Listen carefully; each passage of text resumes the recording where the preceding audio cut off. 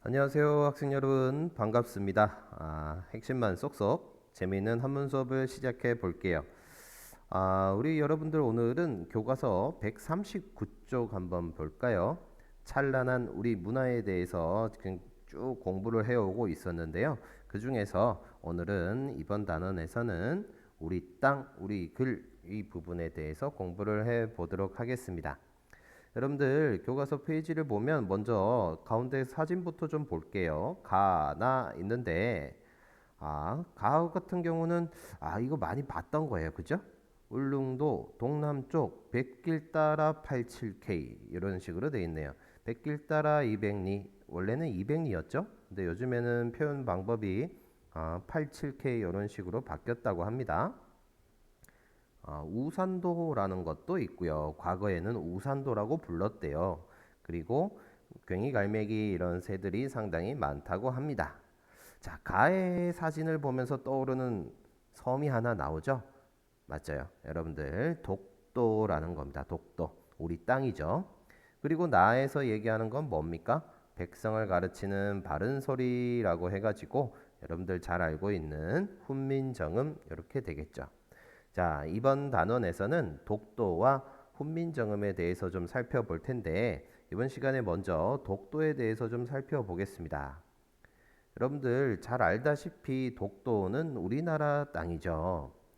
독도는 대한민국의 가장 동쪽에 있는 섬으로서 역사상, 그죠? 지리상, 국제법상 명백한 우리나라의 영토이다.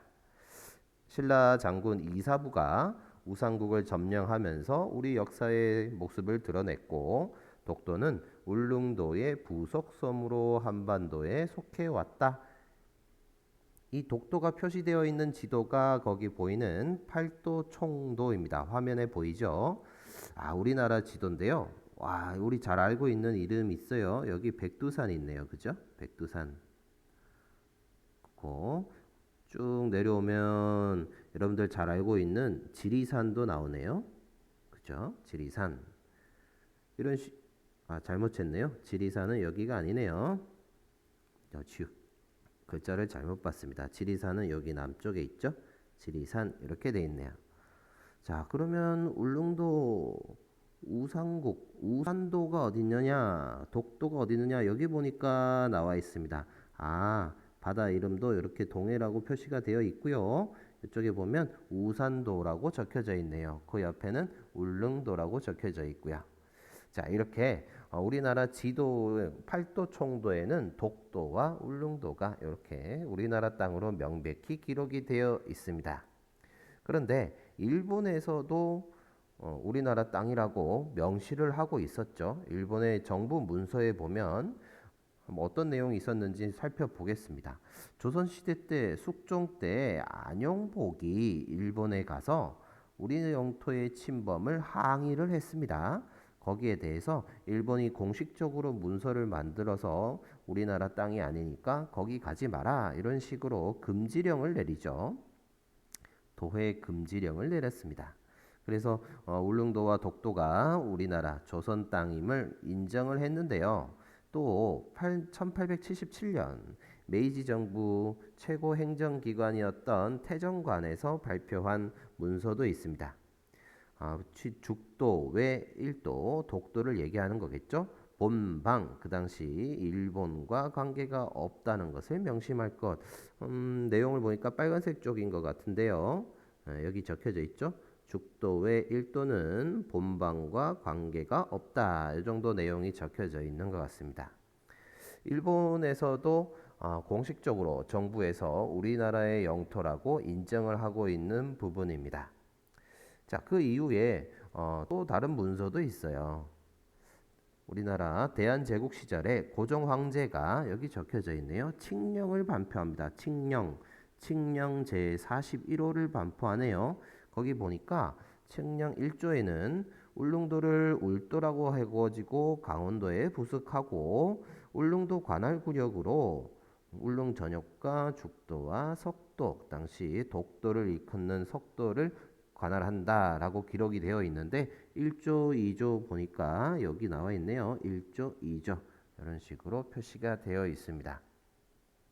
우리 역사적인 문서 기록을 보면 독도라는 땅이 그 섬이 명백히 우리나라의 땅임을 명시하고 있는 문서들이 참 많죠. 이런 문서들에 대해서 그런 역사적 근거 자료를 가지고서 독도에 대해서 또 다른 얘기를 하는 이제 이야기들이 있었습니다. 우리 이번 시간에는 독도가 전통적으로 역사적으로 원래 우리나라의 땅이라는 것을 밝힌 한문 기록을 좀 살펴보도록 할 건데요. 한번 해석을 먼저 해보도록 하겠습니다.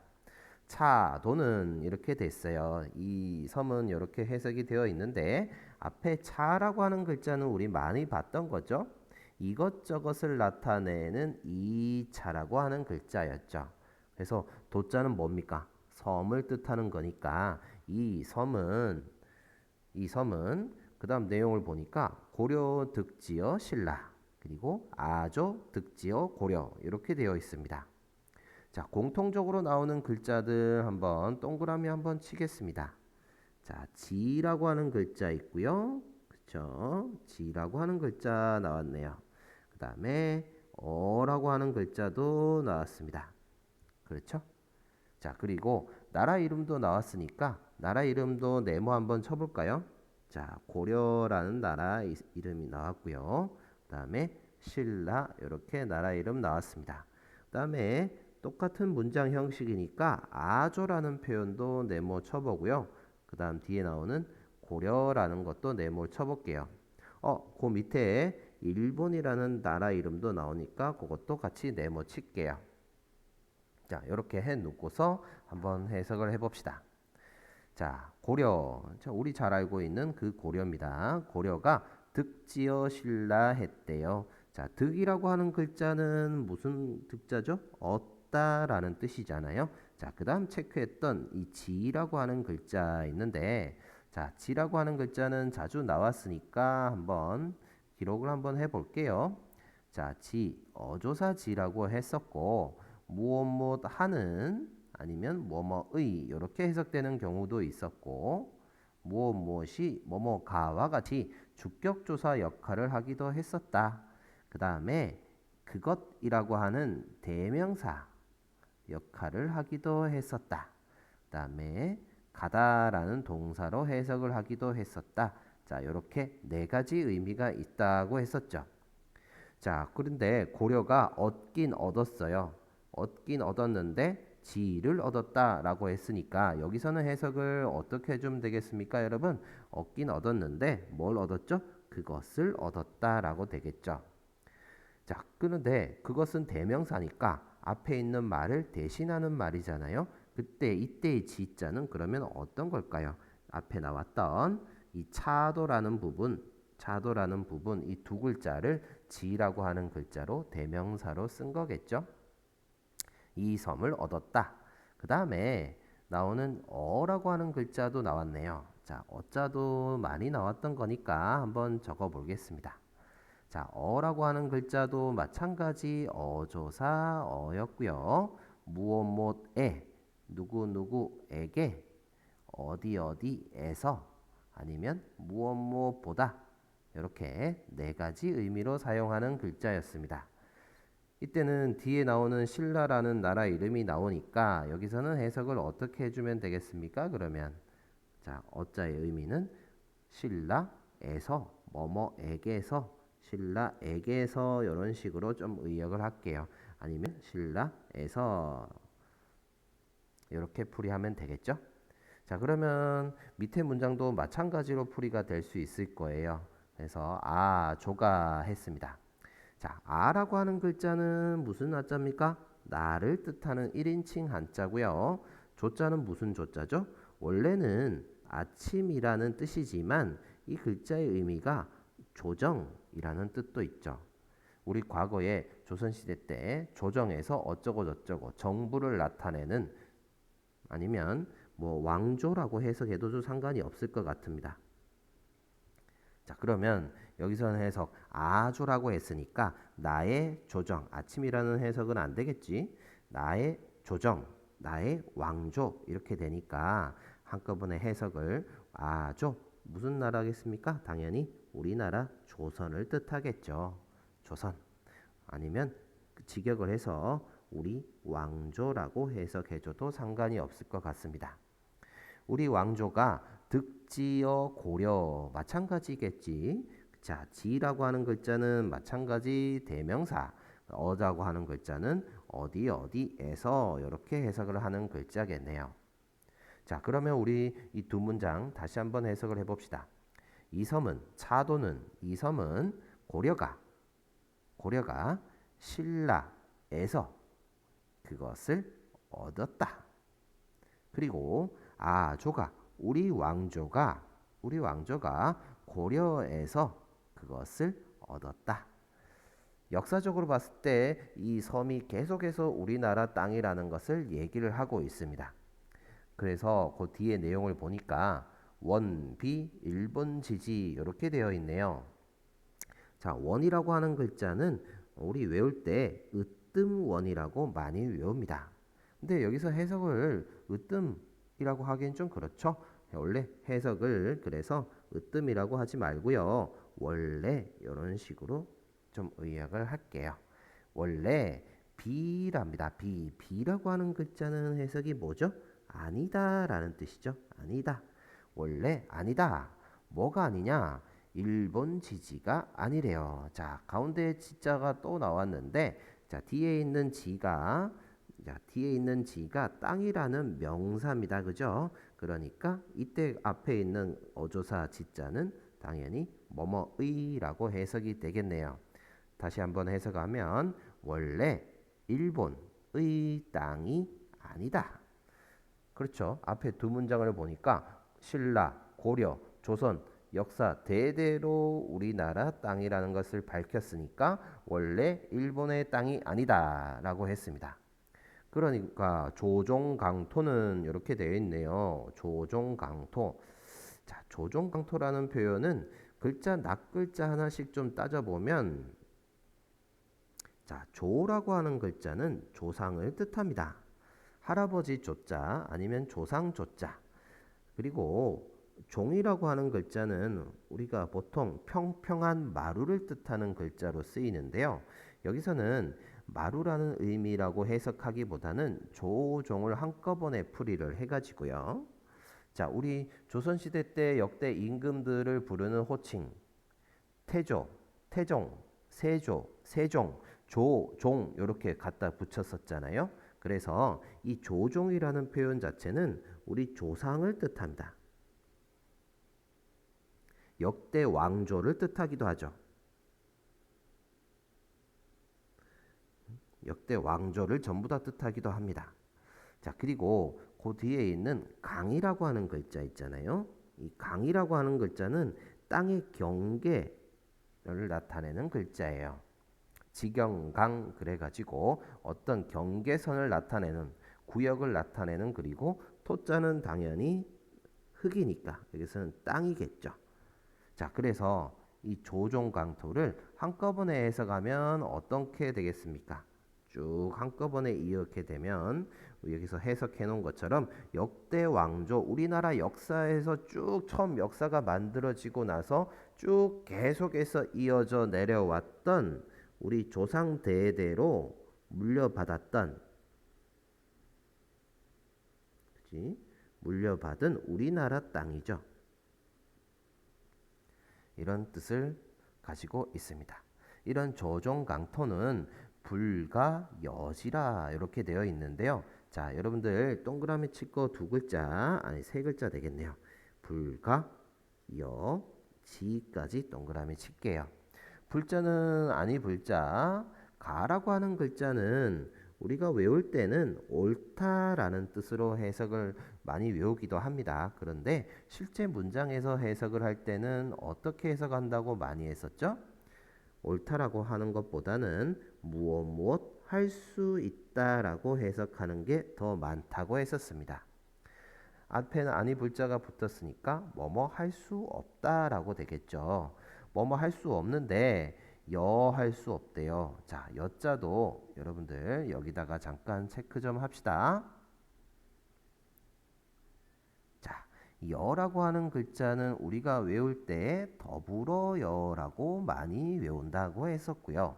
이 여자가 더불어니까 뭐뭐와라는 뜻, 누구누구와 함께라는 뜻으로 해석하는 경우가 있죠. 그런데 뭐 야당, 여당처럼 어딘가에 참여하다라는 의미로 해석되는 경우도 있고요. 상장을 수여하다라고 해서 주다라는 의미로 풀이하기도 하거든요. 자, 그렇게 이렇게 네 가지 의미로 쓰입니다. 불가, 가라고 하는 할 수 있다라는 조동사 다음에 왔으니까 여기서는 뭐라고 할까요? 주다라고 해석을 해줍니다. 줄 수 없다. 줄 수 없다. 누구에게 줄 수 없느냐? 그들에게 줄 수 없다라고 해석이 되겠죠. 그들이라고 해서 대명사라고 풀이가 되겠네요. 그들에게 줄 수 없다. 그들이 누굽니까? 당연히 앞에 있었던 일본이라는 말이 되겠네요. 일본에게 줄 수 없다. 이렇게 해석하는 것이 맞습니다. 자, 여러분들 해석 다시 한번 해볼까요? 마지막 문장. 그래서 조종강토는 한꺼번에 풀이할게요. 역사 대대로, 조상 대대로 이어받은 우리나라 땅은 그들에게 줄 수 없다. 이렇게 해석이 되겠네요.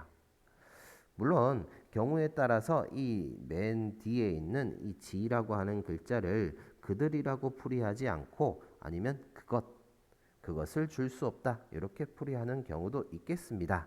의미가 다양하게 풀이가 될 수도 있겠지만 선생님은 여기서처럼 그들 일본에게 줄 수 없다. 글을 쓴 사람이 이런 의도를 가지고 있었겠죠. 일본의 일본의 땅이 아니니까 그들에게 줄 수 없다. 이런 식으로 해석을 해줬습니다. 자, 이렇게 역사 기록적으로 또 다른 한문 기록적으로 독도가 일본의 땅이 아니라 우리나라 땅임을 명백히 밝히는 자료들이 상당히 많습니다. 자, 여러분들 교과서 142쪽에 가면요.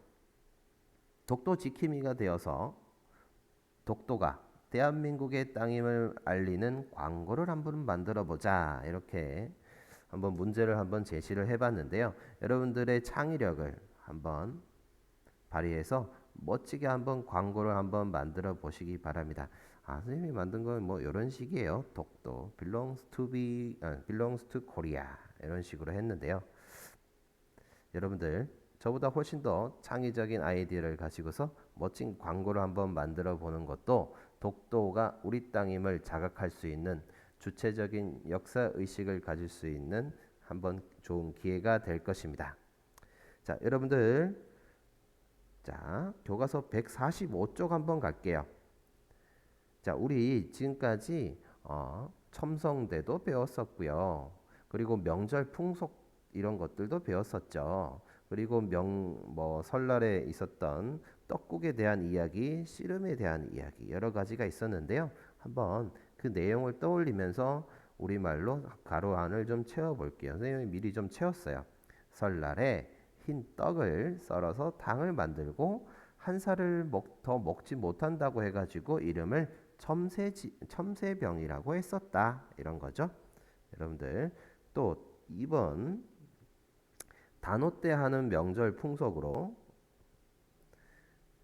기운 좋은 정장과 나이가 어린 사람들이 남산의 그 역사 기록에는 외장이라고 나왔었죠. 남산 아니면 신문문 뒤에 모여가지고 힘을 겨루는 놀이가 있었는데 그게 바로 씨름이었다.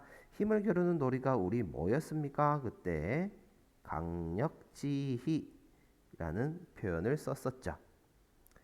자, 그리고 공성에 대해서도 했었죠. 조선시대 공성의 사방에 동서남북에 4개의 문을 세웠는데요. 동쪽에 있는 문은 건춘문이고 서쪽은 영추문이었다. 그리고 남쪽에 있는 광화문, 북쪽에 있는 신무문이 있었고요.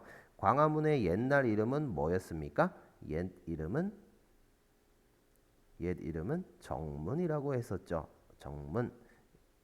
기억나시나요, 여러분? 자, 이렇게 했었습니다. 자, 그리고 첨성대 때. 첨성대는 신라 선덕여왕 16년에 만들었던 거고요. 그 가운데가 비어 있어 가지고 가운데를 오르내리면서 천문을 살폈다 이렇게 된 거고요. 자, 우리 오늘 했던 독도에 대해서 독도는 그죠? 고려가 신라에서 얻었고 조선 우리나라 아조가 고려에서 얻었다. 그러니까 조상대대로 물려받은 우리나라 땅이다. 그래서 다른 나라 그들에게 줄 수 없다라는 내용으로 공부를 해봤습니다. 기억하시죠? 자, 여러분 오늘 수업은 여기까지 진행하겠습니다. 우리 땅 독도에 대한 기록을 좀 살펴봤고요. 역사적인 자료들도 좀 살펴봤습니다. 우리 다음 시간에는 세계 최고 문자인 한글 훈민정음에 대해서 좀 살펴보도록 할게요. 여러분 오늘 고생하셨고요. 남은 시간을 이용해서 좀 전에 얘기했던 문장 풀이 한자들 다시 한번 꼭 살펴보시기 바랍니다. 우리 다음 시간에도 핵심만 쏙쏙 알차게 공부해 보도록 할게요. 여러분 오늘 수고하셨습니다.